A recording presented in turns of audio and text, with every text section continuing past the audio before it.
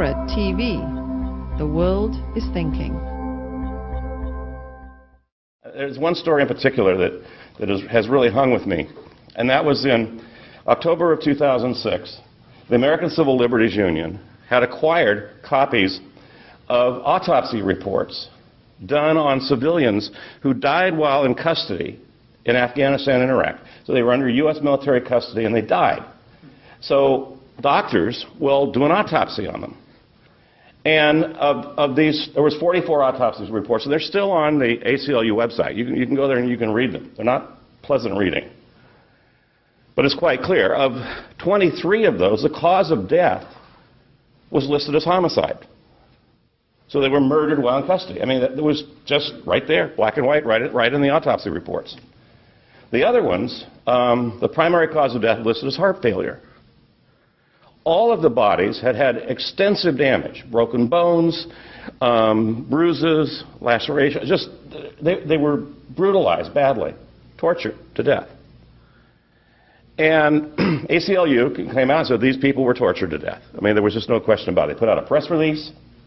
Now, what was different about this particular story, is here we had absolute proof that the U.S., and this was multiple sites, it was many bases throughout Iraq and Afghanistan at the time. It wasn't just Abu Ghraib.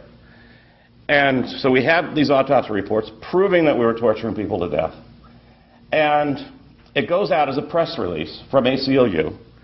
AP, the Associated Press, one of the largest press organizations, wire services in the world, sends that out to all 1,700 daily newspapers in the country, all 5,000 radio and television news programs. And 12 newspapers in the country ran the story. That was it, 12. And most of them were actually in the Midwest. The largest paper was the LA Times, which ran a shortened version of it on page A4 once. And then neither AP or any other stories on torture have ever mentioned those autopsy reports again. The only other time I ever heard about it was in that movie Taxi to the Dark Side. They mention it, they talk about it, which was on HBO recently, but that's the only other time I've ever seen any mention of this.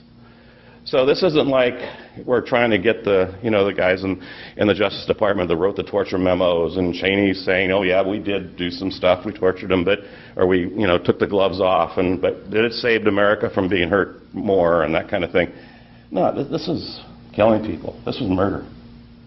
And the proof was there. And it still is not covered. It's still not talked about. And we know that every single editor in the country had access to that story.